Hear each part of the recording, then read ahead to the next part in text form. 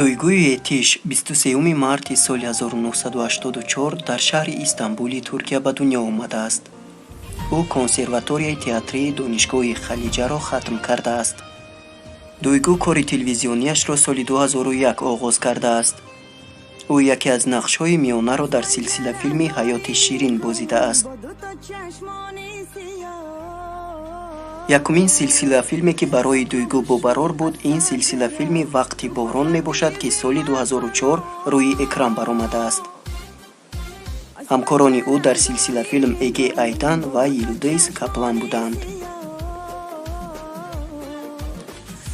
шуғли ин ҳунарманди боистеъдод ба қадри кофӣ рушд карда истодааст. ӯ ба машҳурӣ ва номи ситораи синаморо гирифтанаш нигоҳ накарда нақшҳои дуюмдараҷаро рад намекунад.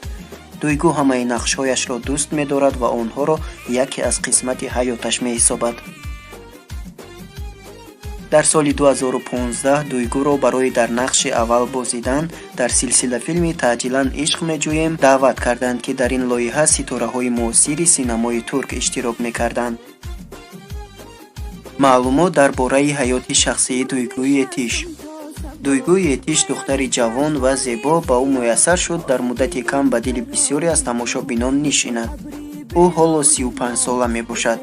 Дойгӯ дар бораи ҳаёти шахсияш ба ахбори омма маълумот намедиҳад ва ба рӯзноманигорон ҳам иҷозат намедиҳад, ки дар бораи ҳаёти шахсияш ҳар гуна хабарҳо нависанд.